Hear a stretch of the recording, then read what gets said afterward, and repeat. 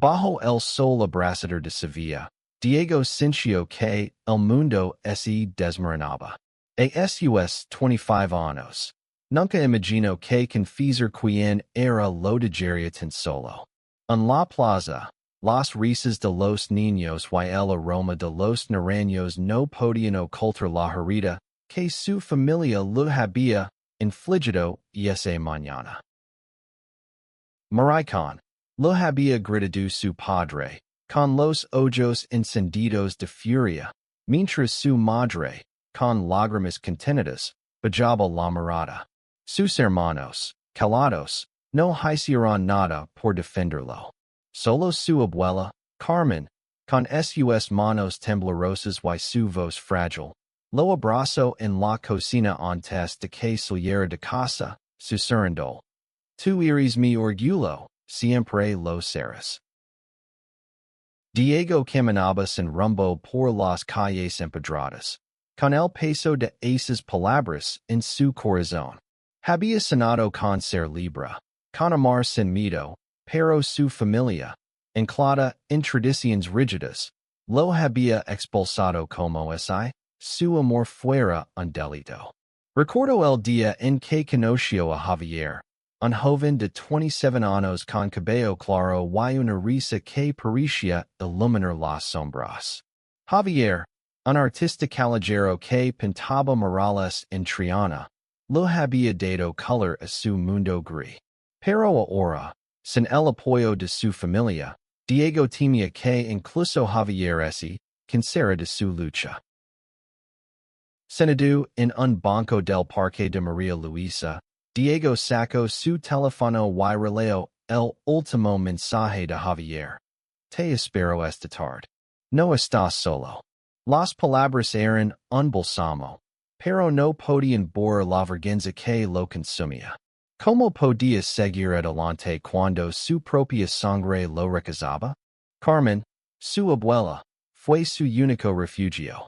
A sus 80 años, vivía en una pequeña casa en el barrio de Santa Cruz, rodeada de fotos en blanco y negro y recuerdos de una vida que nunca compartió del todo.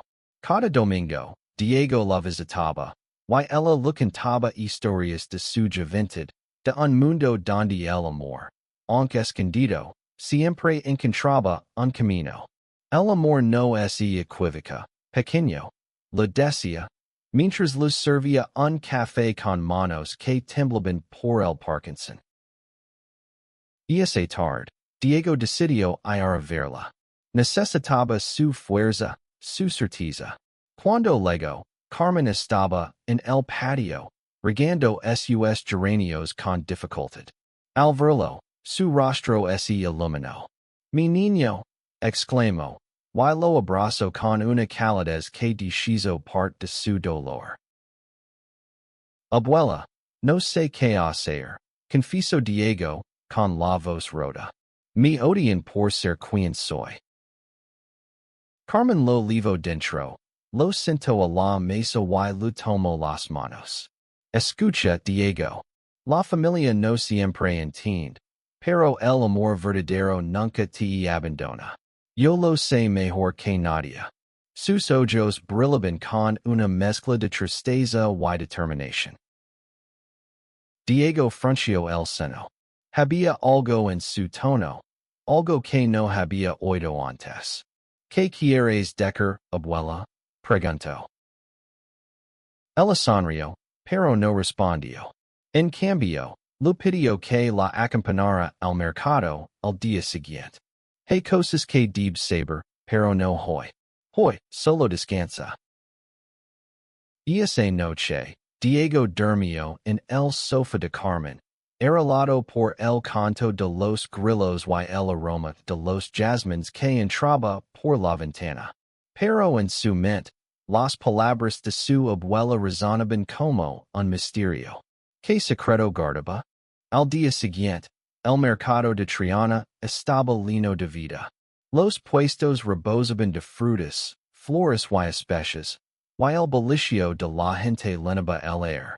Diego ayudaba a Carmen a lavar las bolsas, mientras ella saludaba a los vecinos con una sonrisa, De repente, Javier apareció entre la multitud, con un ramo de flores silvestres en la mano. Diego, lamo, corriendo hacia él. Su abrazo fue como un ancla en medio de la tormenta. Carmen observó la escena con una sonrisa cómplice. Este chico te quiere de verdad, le susurró a Diego. Javier, con su optimismo habitual, insistió en invitarlos a un café en una terraza cercana. Mientras charlaban, Diego sintió que, por primera vez en días, podía respirar. Pero la mirada de Carmen, cargada de un peso que no explicaba, lo inquietaba. Diego, prometim algo, dijo ella de repente, con una seriedad que lo sorprendió. Pase lo que pase, nunca dejes de ser quien eres. Diego asintió, confundido. No sabía que esas palabras serían el preludio de una verdad que cambiaría su vida para siempre. Los días siguientes fueron un torbellino para Diego. La ciudad de Sevilla, con sus calles vibrantes y su río Guadalquivir reflejando el sol, parecía burlarse de su confusión interna. Javier intentaba animarlo, llevándolo a pintar murales en las paredes de Triana o a puir por el Alcázar. Pero el rechazo de su familia seguía siendo una herida abierta. Carmen, sin embargo, se convirtió en su faro. Cada tarde, Diego pasaba horas con ella, escuchando sus historias. Pero había algo diferente en su abuela ahora. Una urgencia en su mirada, como si supiera que el tiempo se lo escapaba. Una noche, mientras compartían una cena de tortilla de patatas y gazpacho, Carmen dijo que era una bomba. Diego, hay algo que nunca te conocí. Comenzó, con la voz temblorosa pero firme. En mi juventud, también amé a alguien que no debía. Diego la miró, atenido. ¿Qué quieres decir, abuela? Carmen suspiró. Sus ojos perdidos en un recuerdo lejano. Se llamaba Lucia. Era mi mejor amiga, mi confidente. Y el amor de mi vida. El silencio que siguió fue ensordecido. Diego sintió que el suelo temblaba bajo sus pies. Su abuela, la mujer que siempre había sido el pilar de la familia, ¿había amado a otra mujer? Éramos jóvenes, en los años 60, cuando Franco aún gobernaba, continuó Carmen. El amor entre dos mujeres era un pecado, un delito. Nos vayamos a escondidas, en los callejones de Santa Cruz, en los campos fuera de la ciudad. Pero un día, alguien nos vio. Mi familia me obligó a casarme con tu abuelo para salvarme. Lucia, ella desapareció. Diego sintió una mezcla de asombro y dolor. Nunca imaginó que su abuela, con su vida aparentemente tradicional, había cargado con un secreto tan grande. ¿Por qué no me lo contaste antes? Preguntó, con lágrimas en los ojos. ¿Por qué quería proteger? Respondió Carmen. Pero ahora que vio lo que te está pasando, sé que debes conocer la verdad. No estás solo, Diego. Yo también viví tu lucha. Esa revelación cambió todo. Diego comenzó a ver a su abuela no solo como una figura de amor, sino como una guerrera que había sobrevivido a un mundo cruel. Pero también despertó en él una pregunta. ¿Qué más escondía Carmen? Los días siguientes, Diego y Javier comenzaron a planear un futuro juntos. Javier, con su espíritu libre, sonaba con abrir una galería de arte en Sevilla, un lugar donde personas como ellos pudieran ser libres. Diego, aunque inspirado, no podía dejar de pensar en las palabras de su abuela. Había mencionado un secreto en efectivo, algo que no explicaba, pero que parecía importante. Una tarde, mientras ayudaba a Carmen a ordenar su desfan, Diego encontró una caja de madera vieja, cerrada con un candado. Abuela, ¿qué es esto? Preguntó curioso. Carmen palideció. Eso, no es para ahora, dijo, con una voz que mezclaba miedo y determinación. Prometim que no la abrirás hasta que yo te lo diga. Diego asintió, pero la curiosidad lo consumía. Esa noche, mientras Javier pintaba un retrato de Carmen en el patio, Diego no podía dejar de pensar en la caja. ¿Qué escondía? ¿Por qué su abuela era tan reservada? La respuesta llegó antes de lo que esperaba. Una mañana, mientras Diego y Javier desayunaban en una cafetería del centro, el teléfono de Diego sonó. Era su madre. Diego, ven rápido. La abuela. No está bien. El corazón de Diego se detuvo. Corrió hacia la casa de Carmen, con Javier a su lado. Cuando llegó, encontró a su abuela en la cama, pálida y débil. El médico estaba allí, con una expresión grave. Y es su corazón, dijo. No le queda mucho tiempo. Diego se arrodilló junto a Carmen, tomando su mano. Abuela, no me dejes, susurró, con lágrimas corriendo por su rostro. Carmen sonrió débilmente. Mi niño, nunca te dejaré. Pero escucha. La caja. Abrila cuando me vaya. Ali está todo lo que necesitas saber. Esas fueron sus últimas palabras coherentes. Horas después, Carmen cerró los ojos para siempre, dejando a Diego con un vacío inmenso y un misterio que lo perseguiría. La muerte de Carmen dejó a Diego en un estado de shock. La casa en Santa Cruz, antes llena de su risa y su aroma a café, ahora parecía un mausoleo de recuerdos. Javier permaneció a su lado, sosteniéndolo en los momentos más oscuros, pero Diego no podía dejar de pensar en la caja. El funeral fue un evento tenso. Su familia, que apenas había hablado con él desde su confesión, asistió con rostros seriosos. Su padre lo evitó, su madre lo ofreció una mirada de lástima, y sus hermanos actuaron como si no existiera. Solo Javier, con su mano firme en la espalda de Diego, le dio fuerzas para soportar el día. Esa noche, solo en la casa de Carmen, Diego decidió enfrentar el misterio. Subió al desván con una linterna y encontró la caja de madera. El candado era viejo, pero con un destornillador logró abrirlo. Dentro, encontró un sobre amarillento, una libreta llena de anotaciones y un fajo de billetes atados, con una cinta roja.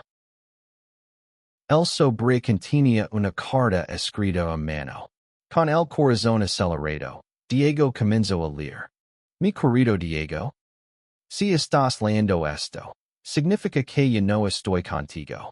Pero no quiero que lores. Quiero que vivas, que ames, que seas libre. Hace muchos años, amé a una mujer llamada Lucia. Éramos felices, pero el mundo nos separó.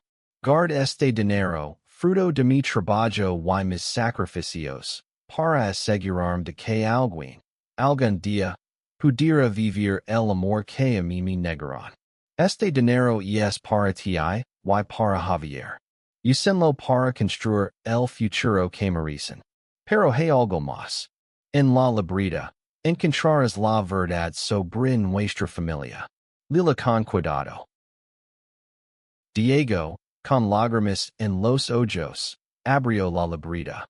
Las páginas estaban llenas de nombres, fechas y direcciones. Una de ellas destacaba, Lucia Morales, Cudas, 1975. ¿Estaba viva? ¿Era posible que la mujer que su abuela había amado, estuviera en algún lugar? La libreta también revelaba algo más oscuro. Carmen había escrito sobre los secretos de la familia. Su padre, el abuelo de Diego, había sido un hombre cruel, obsesionado con la reputación. Había obligado a Carmen a casarse, amenazándola con desterrarla si no corregía su amor por Lucia. Pero Carmen, en silencio, había ahorrado cada peseta que pudo, trabajando como costurera en las noches, para crear un fondo secreto. Diego sintió una mezcla de rabia y admiración. Su abuela había vivido una vida de sacrificio, pero nunca perdió la esperanza. El dinero, unos 50,000 euros en billetes antiguos, era una fortuna para él y Javier.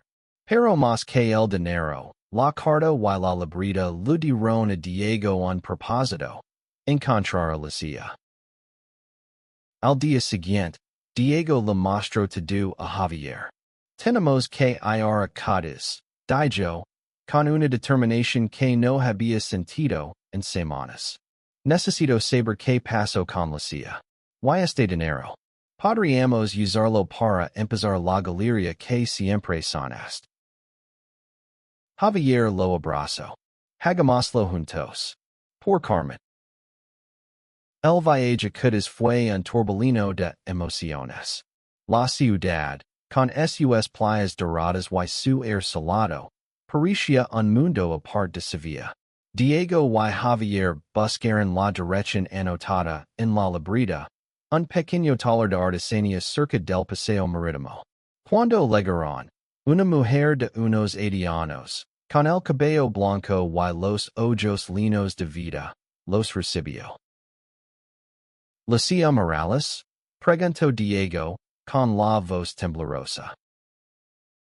La mujer asintió, sorprendida. ¿Quién son ustedes?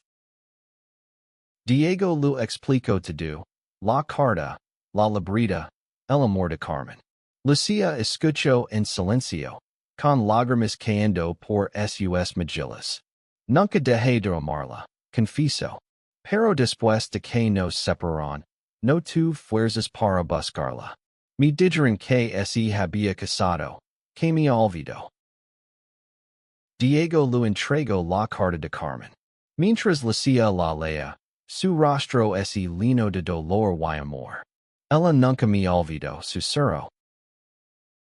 La reunión con Lucia fue como abrir una puerta al pasado. Sentados en el pequeño taller de Cádiz, rodeados de cerámicas pintadas a mano, Diego y Javier escucharon la historia de una mujer que había vivido con el corazón roto durante décadas. Lucia les contó como ella y Carmen se conocieron en un festival de verano en Sevilla, como sus risas llenaban las noches, y como sonaban con una vida juntas, a pesar de las leyes y los prejuicios de la época. Cuando nos descubrieron, mi familia me envió a Cádiz, explicó Lucia, con la voz cargada de pesar. Me prohibieron contactar a Carmen. Pensé que ella me había olvidado, que había elegido otra vida. Pero ahora, esta carta lo cambia todo. Diego sintió que el legado de su abuela era más grande de lo que había imaginado. No solo le había dejado dinero, sino una misión: sanar las heridas del pasado y construir un futuro donde el amor no tuviera que esconderse. Lucia los invitó a quedarse unos días en Cádiz. Durante ese tiempo, Diego y Javier aprendieron más sobre la mujer que había sido el primer amor de Carmen. Lucia era una artista, como Javier, y sus cerámicas reflejaban una sensibilidad que conectaba con el alma de Diego. Una noche, mientras caminaban por la playa, Lucia les habló de un sueño que nunca se cumplió: abrir un espacio donde artistas marginados pudieran exponer su trabajo sin miedo. Eso es lo que queremos hacer, dijo Javier, con entusiasmo. Una galería en Sevilla. un lugar para todos los que han sido silenciados. Lucia Sanrio. Carmen Esteria orgullosa de ustedes.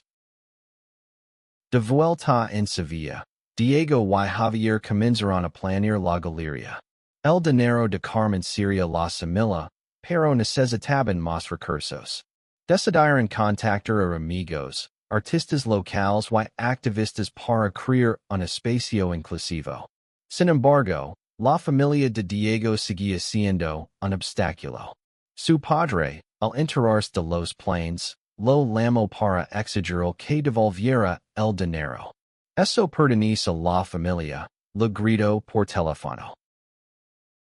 Diego, por primera vez, sintió una fuerza que no sabía que tenía.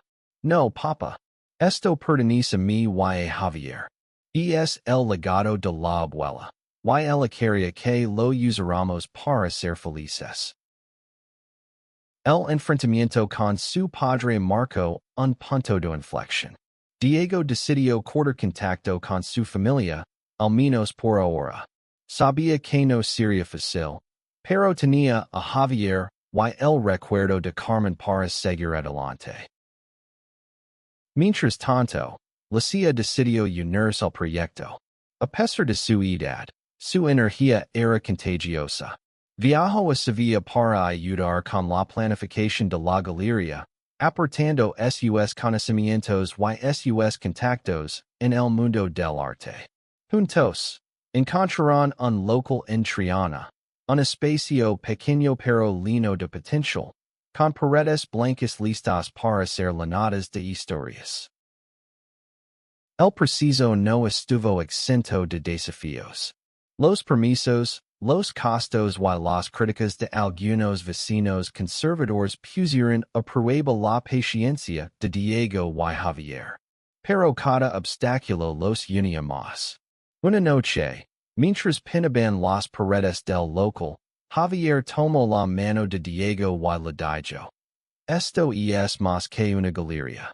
Es nuestro hogar, nuestro refugio. Diego asintió, con el corazón lleno. Pero en el fondo, sabía que el verdadero desafío aún estaba por venir. La libreta de Carmen contenía más nombres y direcciones, pistas de otras historias que su abuela había guardado en secreto. ¿Qué más descubrirían? La galería comenzó a tomar forma. Las paredes de Triana se llenaron de colores, con murales pintados por Javier y obras donadas por artistas locales. Diego, que nunca se había considerado creativo, encontró su lugar organizando eventos y conectando con la comunidad.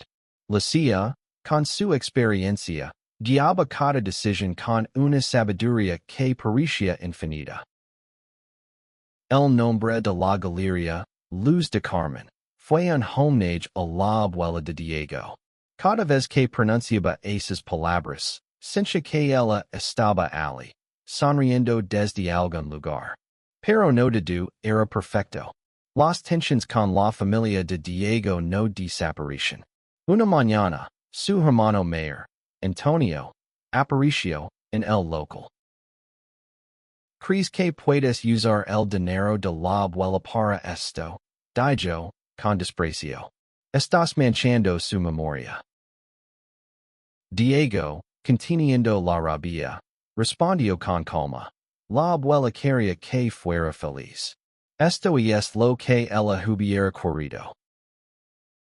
Antonio se marchó, pero sus palabras dejaron una sombra. Diego comenzó a dudar. ¿Estaba haciendo lo correcto? ¿Era justo usar el dinero de Carmen para un proyecto tan arriesgado? Javier, al notar su inquietud, lo llevó a puir por el río. Escucha, Diego, dijo, con los ojos brillando bajo la luz de la luna. Tu abuela no te dio solo dinero. Te dio una misión. Estamos construyendo algo que cambiará vidas, como ella cambió la tuya. Esas palabras reavivaron la determinación de Diego. Decidió seguir adelante. pero la librita de Carmen seguía pasando en su mente. Una noche, mientras revisaba las páginas, encontró una entrada que lo dejó helado. El nombre de su padre, junto a una nota que decía, sabe más de lo que admite. Confundido, Diego decidió confrontar a su madre. La encontró en la casa familiar, preparando una cena solitaria. Mamá, ¿qué sabía papá sobre la abuela? Preguntó sin rodeos. Su madre palideció. No sé de qué hablas, respondió, pero su voz temblaba. Diego insistió, mostrando la libreta. Finalmente, el decidió. Tu padre. Él sabía lo de Lucia. Fue el quien los delató cuando eran jóvenes. Nunca los superó. Y por eso es tan duro contigo. La revelación golpeó a Diego como un rayo. Su padre, el hombre que lo había rechazado, había destruido el amor de Carmen años atrás. La rabia y la tristeza lo consumieron, pero también lo dieron claridad. No podía dejar que el pasado dictara su futuro. Con renovada energía, Diego y Javier organizaron la gran apertura de la galería. Invitaron a artistas, activistas y vecinos, incluyendo a Lucia, que legó con una cerámica especial, un corazón roto, pero unido por hilos dorados. Es el kintsugi, explicó. El arte de reparar lo roto con belleza. La apertura fue un éxito. La galería es lleno de risas, música y esperanza. Pero al final de la noche, Diego recibió una llamada inesperada. Era su madre, con la voz entrecortada. Diego, tu padre quiere hablar contigo. Ven a casa. Diego llegó a la casa familiar con el corazón en un puño. Javier lo acompañó, pero se quedó fuera, respetando el espacio que Diego necesitaba. Dentro, su padre lo esperaba en el comedor, con una expresión que Diego no pudo descifrar. Siéntate, dijo su padre, con una voz más suave de lo habitual. Diego obedeció, pero mantuvo la guardia alta. ¿Qué quieres, papá? Su padre suspiró, mirando la mesa como si las respuestas estuvieran allí. Tu madre me contó lo de la libreta. ¿Y lo de Lucia? Diego sintió una punzada de rabia. ¿Por qué lo hiciste? ¿Por qué destruiste la vida de la abuela? No lo entenderías, respondió su padre, con los ojos llenos de culpa. Era una época diferente. Pensé que estaba protegiendo a la familia. Pero, me equivoco. Esas palabras, aunque simples, eran lo más cercano a una disculpa que Diego había oído de su padre. Por primera vez, vio vulnerabilidad en él, un hombre atrapado por sus propios prejuicios. No espero que me perdones, continuó su padre. Pero quiero que sepas que tu abuela. Ella me habló de ti antes de morir. Me dijo que eres su orgullo, y que no te aceptaba. Perdería lo único que valía la pena en esta familia. Diego sintió un nudo en la garganta. Las palabras de Carmen seguían resonando, incluso después de su muerte. No sabía si podría perdonar a su padre, pero por primera vez, sintió una chispa de esperanza. De vuelta en la galería, Diego compartió la conversación con Javier y Lucia. Ambos lo animaron a seguir adelante, a no dejar que el pasado lo detuviera. La galería se convirtió en un éxito, atrayendo a visitantes de toda Sevilla y más allá. Artistas queer, mujeres, inmigrantes y otros marginados encontraron un hogar en Luz de Carmen. Pero Diego sabía que su viaje no había terminado. La libreta aún contenía nombres y direcciones. Historias que Carmen había corrido que el descubriera. Una de ellas lo llevó a un pequeño pueblo en las afueras de Sevilla, donde encontró a un anciano que había sido amigo de Carmen y Lucia. El hombre, con lágrimas en los ojos, le dio una caja de fotos y cartas, recuerdos de un amor que había sobrevivido en secreto. Entre las cartas, Diego encontró una escrita por Carmen poco antes de su muerte. Decía, Diego, el amor es un acto de violencia. No dejes que el miedo te detenga, como me detuvo a mí. Vive por los dos.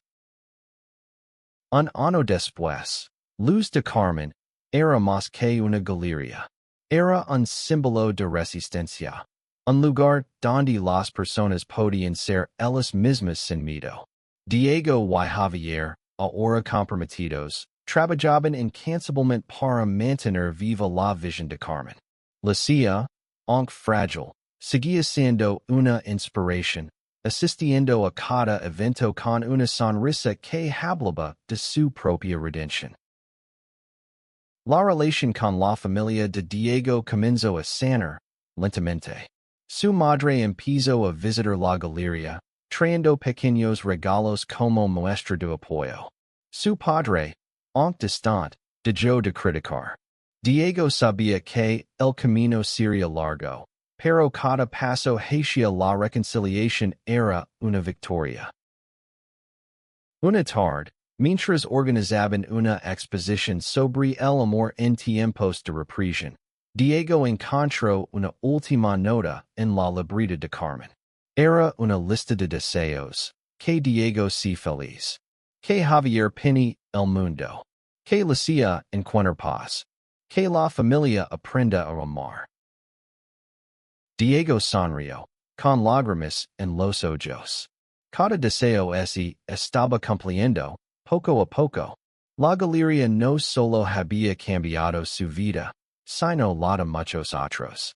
Jóvenes queer, artistas marginados y familias rotas encontraron en Luz de Carmen un lugar para sanar. En la inauguración de la exposición, Diego tomó el micrófono. Frente a una multitud de rostros diversos, habló desde el corazón.